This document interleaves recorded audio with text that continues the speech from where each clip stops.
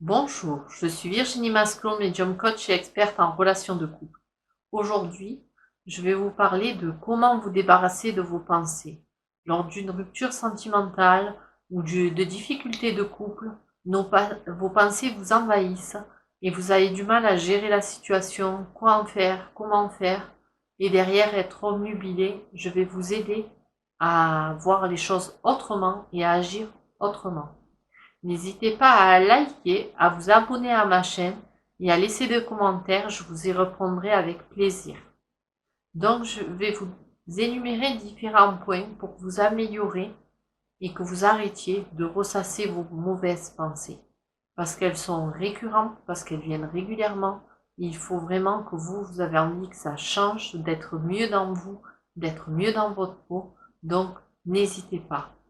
Avoir des mauvaises pensées selon la situation que vous êtes, ce soit en rupture sentimentale, dans des problèmes de couple, c'est normal, ça peut venir de manière récurrente.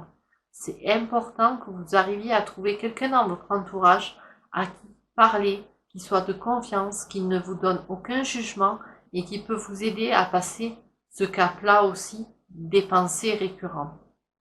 Par contre, réfléchissez quelle est la cause de votre pensée actuelle. Quel est le déclencheur? Qu'est-ce qui la déclenche? Qu'est-ce que vous gardez en vous que vous avez besoin d'extérioriser? Parce que dire les choses, les extérioriser, c'est très important. Par moment, quand vous sentez que ça vous envahit, ça vous envahit, ça vous envahit, que vous avez, à la fois vous perdez un peu comme le contrôle de vos émotions, n'hésitez pas à faire quelques respirations profondes, de grandes inspirations et des grandes expirations. Ça va vous aider à être dans le ici et maintenant. Parce que posez-vous la question, vos pensées d'aujourd'hui, quel impact elles auront dans 5 ans dans votre vie? Est-ce qu'elles auront le même impact que vous leur donnez aujourd'hui? Analysez cela, réfléchissez à cela, ça va vous aider, vous, de votre côté, à avancer, à progresser. Apprenez à être vraiment dans le ici et maintenant pour voir les choses autrement. Observez que dans votre vie, même si vous vivez un moment difficile, vous avez la santé, vous avez un travail, vous avez un logement, vous avez vos enfants, vous pouvez jouer avec vos enfants. Observez tout ça. Par contre, quand par moment, mais c'est trop récurrent, que vous avez du mal à le gérer, à le vivre, essayez de trouver une passion, quelque chose qui vous plaise. Ça peut être à la fois cuisiner, ça peut être lire, ça peut être aller balader dans la nature, pour que le vélo dans votre tête, il disparaisse et que, en fait, vous, de votre côté, vous soyez bien. Donc, prenez du temps pour vous, prenez du temps pour que les choses, elles s'améliorent et pour vous aider. Et si par moment, c'est très difficile à gérer, prenez un cahier ou un petit calepin que vous pouvez mettre dans votre sac à tout moment et vous notez tout ce qui vous vient quand ça vous vient.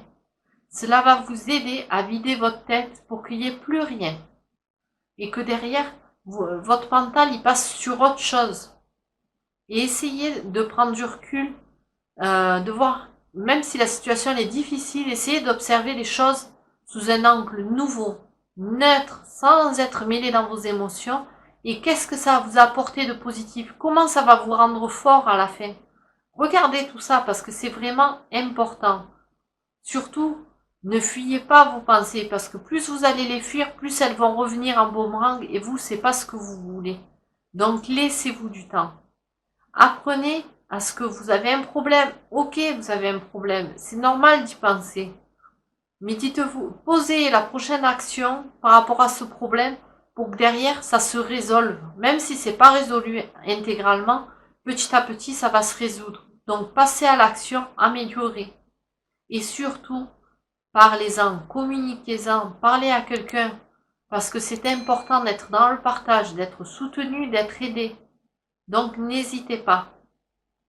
Je vous dis à très bientôt dans une prochaine vidéo. Au revoir.